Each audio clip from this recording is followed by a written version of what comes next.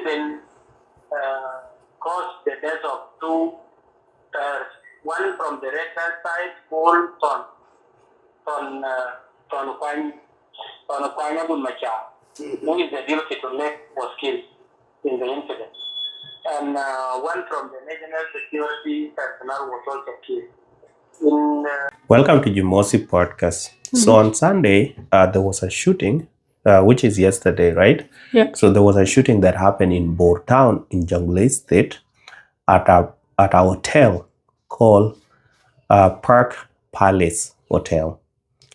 And what happened is it was alleged Palace that Hotel. Park Palace. Where is it? It is in Bor Town. Oh, I thought it's in Juba. No, it is in Bor Town. Okay. So what happened, the national security, NSS, came and people were saying that they fired RPG and they also fired some PKM and some other machine guns into the hotels while people were eating. And two people were killed. One person called Red Bell member, and Nathan Page said this guy is a deputy leader of the Red Belt, and he called him Ton Kwan Agun Machar, and a national security officer. He did not name him, and he said that guy was also killed, and two other national security officers were injured, and one wrestler, Ranivir, a wrestler, was injured. And so here is Atan Page speaking to the Radio Tamazush. So let's hear from him what he said. Radio Tamazush or iRadio? Radio Tamazush. Okay. And when those of late and his 5 others detected that there is a security presence in the hotel, they tried to run, leaving by foot and escape. In the pursuit, the whole population that were eating there also ran because they did not know what is going on. And after running, those of the Red Belt were being fought by the national security. And in response, they also fight because they were carrying that pistol. So in the action of bullets, the incident caused the death of two pairs, one from the red side called Ton Macha, who is the deputy to Lake, was killed in the incident. And one from the national security personnel was also killed. In the process, the 7 others were wounded, whereby 2 from the national security personnel were wounded, and 5 others that were eating in the same place with Lake were also wounded. So the wounded are taking treatment. Some of them are taking treatment in Juba, some of them are in unit, and some of them are in the state hospital. Yeah, so there's Atany Wek, the county commissioner in Bor, speaking to the radio. Sometimes like this topic, sometimes I don't understand it, the scoop of it, and that's why sometimes I don't like talking much about it.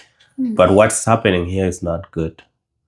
If people are eating and you are a national security, there's a way that you people should lay your trap instead of firing at people randomly. Yeah. Because at the end of the day, these people are not going to sleep in that hotel.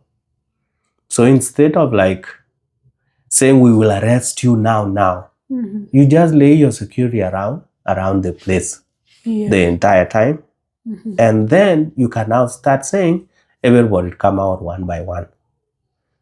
And because already they already know who are red belt. So if a person come out and is not a red belt person, they let him go.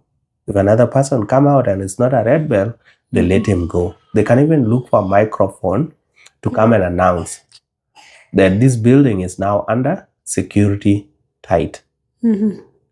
Can everybody come out one by one, not in a group? And then they just, like if they come in large numbers, they can secure that place. But if this idea, like people don't think, you just come and you want to, no, you can't do that. You can't just come in and force yourself into a room where there are so many people. Yeah. People will scatter around. And they don't even have like an actual intelligence telling them that this is where these people are located. They rely on word of mouth. Yeah, like in a room full of, let's say, 100 to 50 to 100 people, Yeah. most likely some of them would not be part of your target audience. So why would you think it's safe for you to enter that room and do whatever it is that you want to do without harming innocent people? I feel like this issue of red belt is being politicized a lot. And someone like Atten Page has actually been called out by a lot of Jonglei citizens, Yeah. saying that Anashajau or he's inciting a lot when it comes to this story. He kind of comes out as someone who pretends to know what is happening. The law. Yes, and that these people are actually bad people. But in real sense, when there was an attack some time ago, I think like a month ago, he did not come out to voice any concerns. People are calling on him to now go and protect the innocent people. Yeah. So I feel like there's too much politics in this. Also, I came across another article by the same Radio Tamazush from yesterday, where they were addressing the gunfire in Bor town after security forces target vigilante group. Yeah, and there was a speech by Simon Hodual, who's the Jonglei State Minister of Local Government. Yeah. Did you want me to play the short Yeah, you video can of play him? it. Okay, it's not a video actually, but an audio. Yeah. There was some rumors from the community were saying that there is some red bell in the market. This were when that information reached those of security, and then when they come in, this is where they just deterred. They shot up only. They were not only shooting on the air. There were people will be just scared and they run.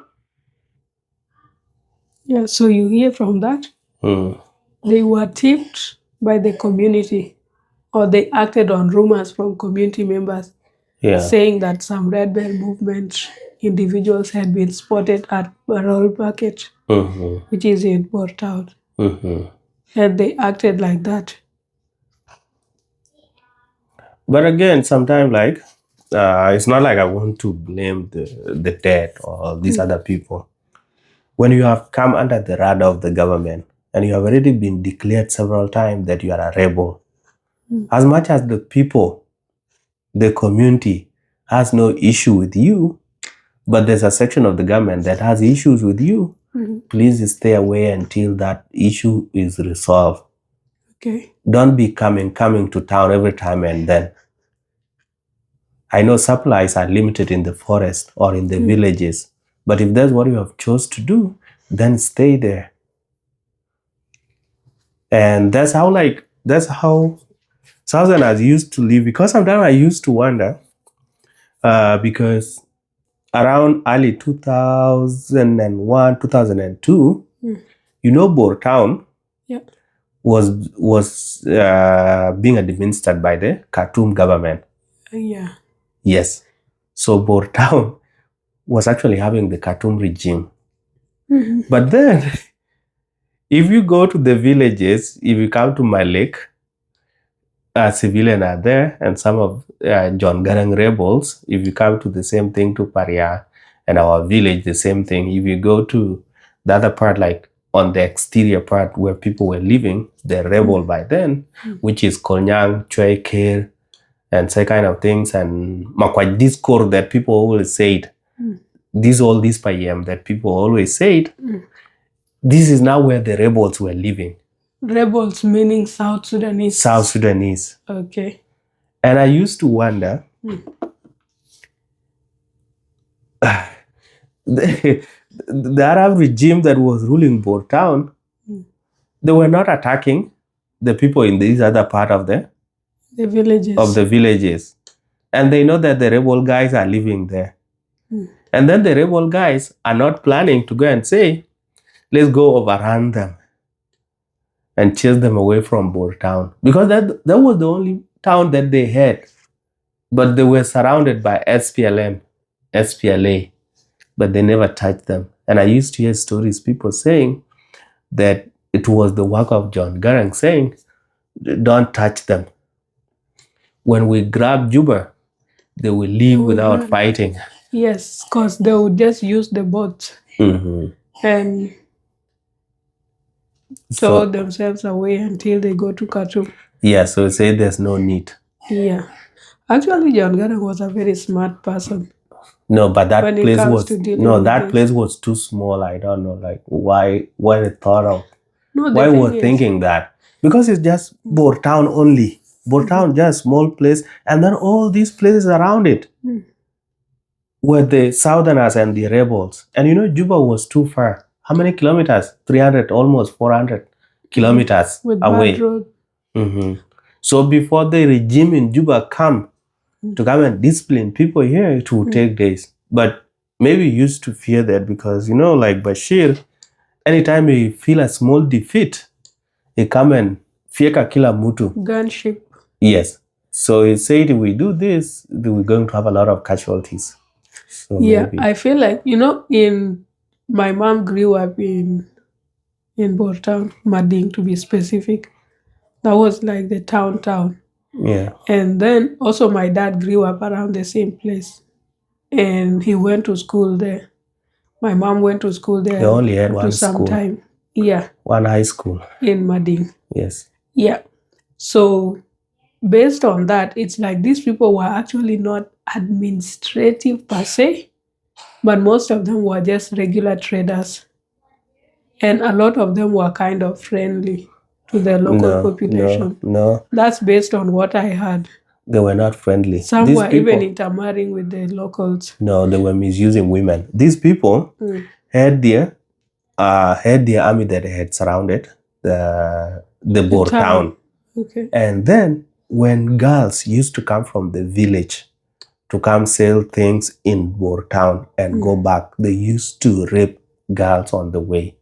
Okay. And then people that used to live in those towns, if you grow to be an old enough, like a young man, either you become popular, then they will start saying, now you are becoming part of, you look like an SPLA guy, and then they grab you, you are killed. So they were the one administering it. The people that were not, these young people, like it's still a small teenager, right? And then women. And then the one that were giving birth with these other people, like, Nyege, right? So, yeah, they have resources. And women always want people with resources. Then they will just get men. Okay, yeah, so that's what happened is that there was a lot of intermarriages. And you'll see even some people are like Arab, but then they are mixed. They left them. Yeah. People say like these children were born out of wedlock. So what happened like when the peace deal came and then things happened and these people went to the north and left these children with their mothers in the south. So it was not an official marriage. Yeah. But there were some official intermarriages that happened.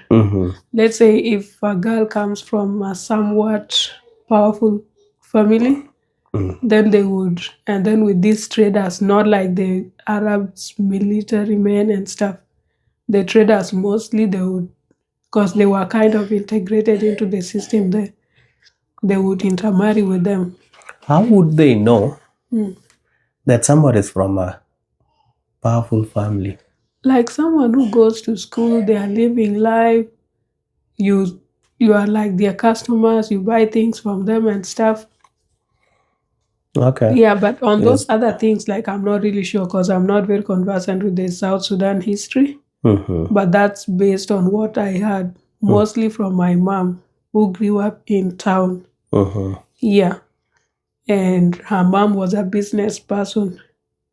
So she used to like have specific customers. It all depends when was that, because you have to remember the I John. think it was in the 60s, 70s. Yeah, then that was a different time. Okay. I'm talking of like after John During Garang Anyanya SPLA. one, okay.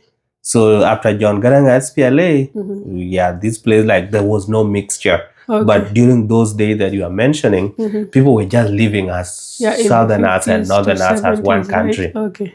Yeah. Yeah, I guess that's why there's some sort of disconnect.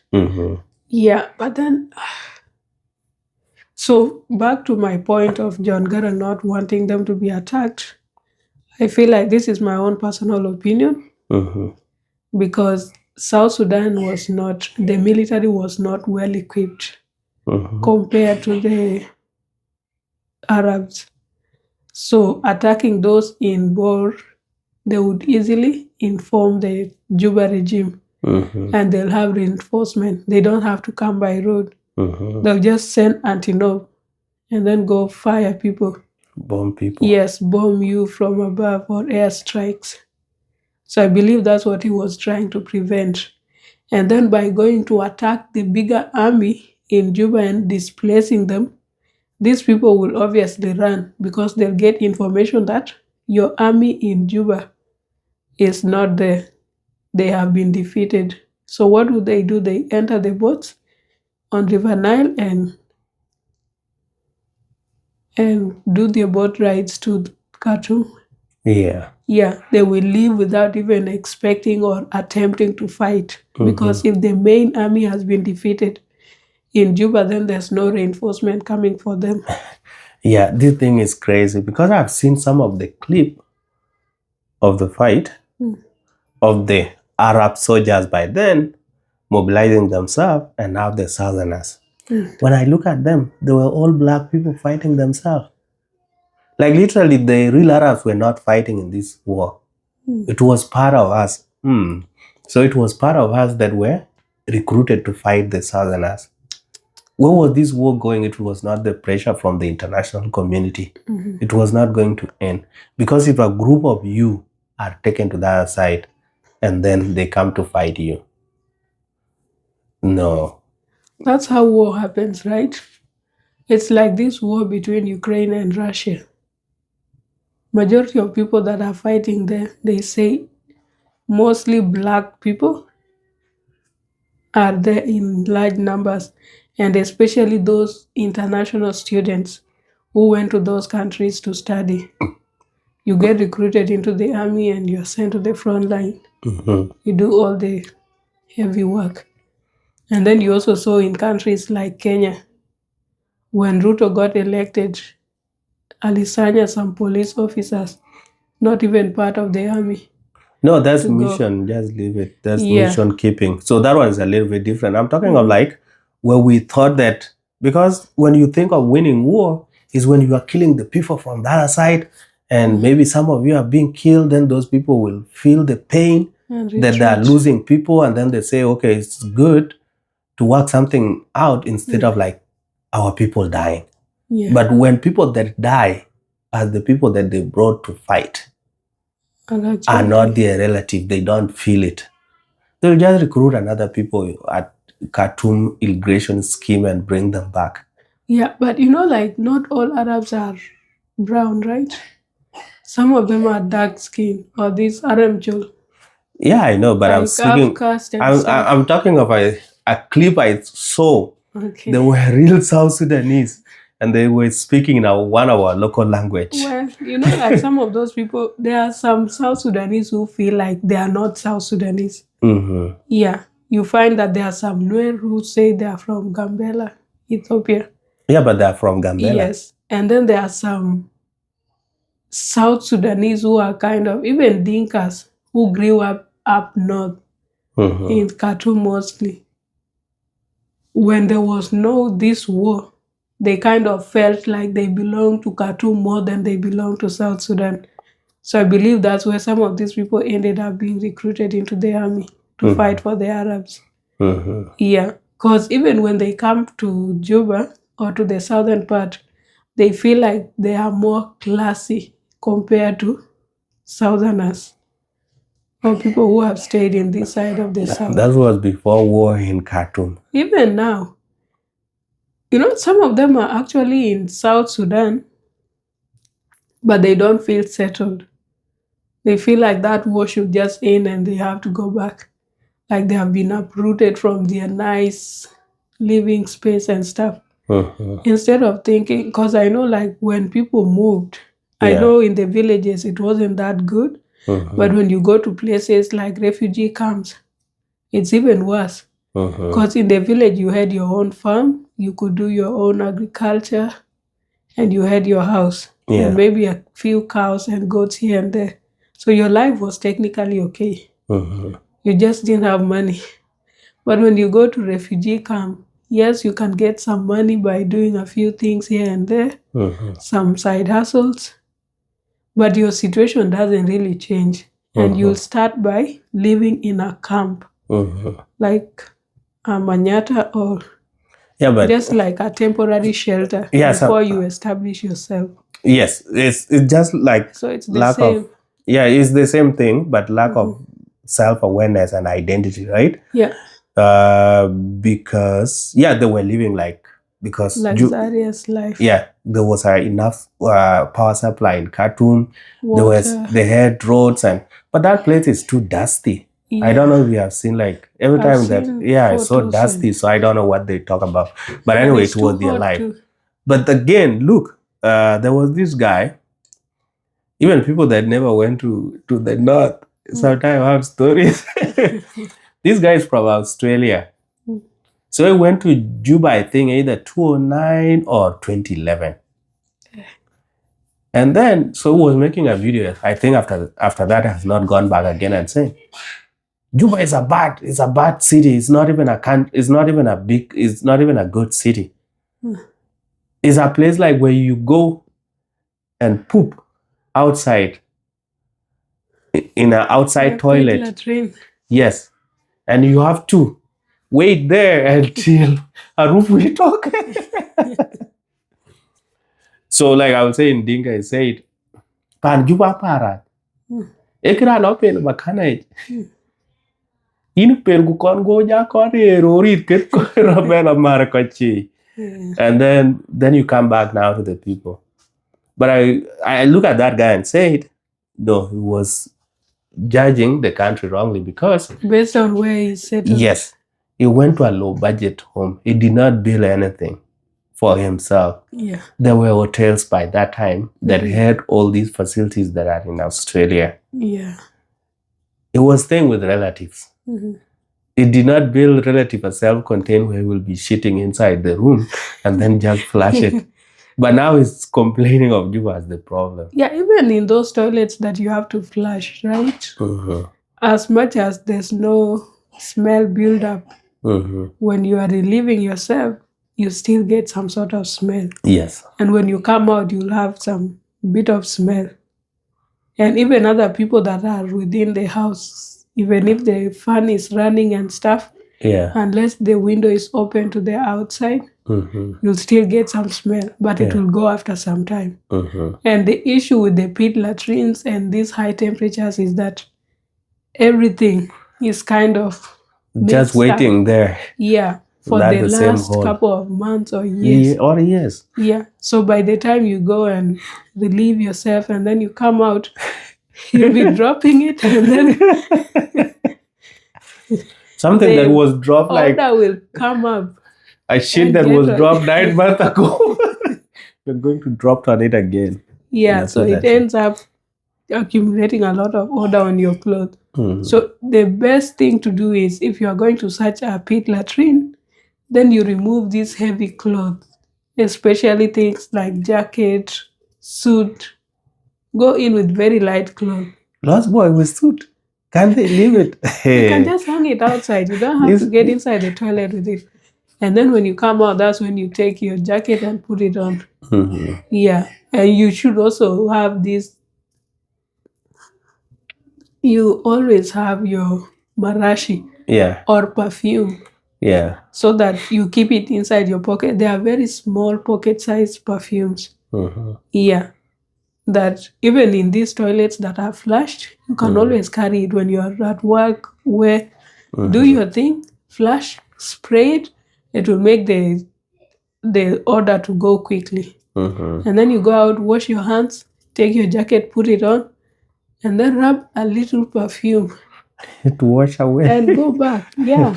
Yeah. But 2011, if this guy went and settled in Shirkat, then Shirkat by then was not that good. Even New Site was still a forest. Gudele the same thing. Muluki was the same. Like there were a few concrete houses, but most did have fancy toilets. Yeah. It was those outdoor pit latrines. And some of the houses that I saw, the inside toilets were not working because there was a way that the plumbing issues were not done properly. So the water will not always come to the toilets and that kind of things. Yeah, and sometimes the issue people with the would water prefer to use the outside. Yeah. And then people would easily block it because sometimes there are people living in the city and visitors from the interior, from the villages. Okay. But they don't know how to flush these things. Or like you'll use, instead of using regular tissue, you can just pull your magazine and that thing doesn't dissolve. So it end up clogging the toilet. So you're not able to flush it again. So that means everyone has to go outside there. Or you use sticks and throw it. Where did you know the use of sticks? Madam Sticks. Leave me alone. We have all suffered in this life. Yeah. Yeah, so like it's tricky. It's a very hard or difficult balance. Yeah. When you have different types of people living together and stuff. And then, like a very old person, you cannot tell them, this is how to use this. Or you just wait for when they're going to the toilet and then you tell them, here's the tissue. They'll slap you with it. And they might even leave your house. Yeah. Never to come back. But they're supposed to be trained, right? If somebody is new in the town, they're supposed to be trained by somebody that's so conversant with them. Yes. Not to create that thing that, unanifunza nini? What are you teaching me? No, but I feel like most of them are very arrogant. I don't know why. I haven't stayed with people from the interior, but once in a while we used to have people from the interior visiting our place. Yes, but then mostly it used to happen when we were still living in Kakuma. But when we moved to down country, it's their kids who ended up being brought to our house. Yeah. Yeah, Nakuru, Nairobi. But then, we kind of manage. And you guys. All right, so that's it for Jimosi podcast. Please consider subscribing, share, like, and leave a comment. See you in the next video. Yeah, and please don't mind our voices. We are kind of sick. We have a cold, common cold. It's called homa, right? Yes. Yeah, or flu. So that's why we actually skipped one day. On Saturday, I think there's a day we did not post. Saturday night. Yeah. And then we resumed yesterday when we kind of felt a little bit better. Now it's kind of better, but we can't even laugh. Yes. Or maybe some people are going to be very happy. Those that say, why are you always laughing? We're not supposed to be laughing on a podcast, South Sudanese. Yeah, but hopefully we get to feel better and then we come up with the momentum of posting 2 videos, 3 videos daily and doing like longer content because we're straining a lot. All right, so that's it. Yeah, please consider subscribing if you haven't. We are on our road to 4,000.